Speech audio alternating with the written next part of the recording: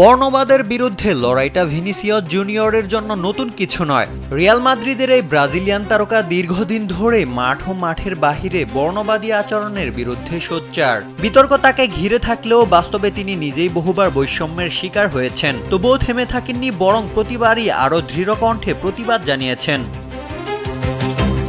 এই লড়াইয়ে এবার তিনি পাশে পেয়েছেন স্পেন তারকা লামিন ইয়ামালকে। সাম্প্রতিক এক ঘটনায় ফুটবল বিশ্ব আবারও দেখেছে ধর্মীয় বিদ্বেষের কুৎসিত রূপ।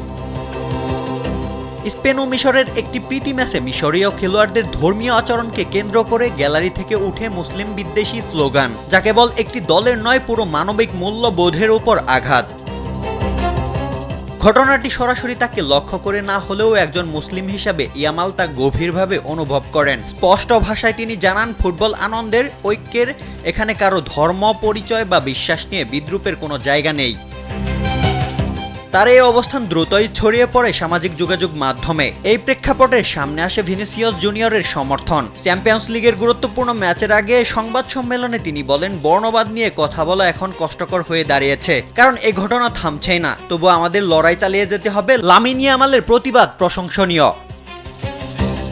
ভিনিসিয়াস আরও তুলে ধরেন একটি গুরুত্বপূর্ণ বাস্তবতা, যারা প্রভাবশালী নয়, সাধারণ বা প্রান্তিক মানুষ, তাদের জন্য এই লড়াই আরও কঠিন। তাই এই লড়াই একার নয়, সবার। আমি লামিন ইয়ামালের প্রতিবাদকে সমর্থন জানালাম এবং একসঙ্গে লড়াই করার প্রতিশ্রুতি জানালাম। রোশন মনির, কালবেলা।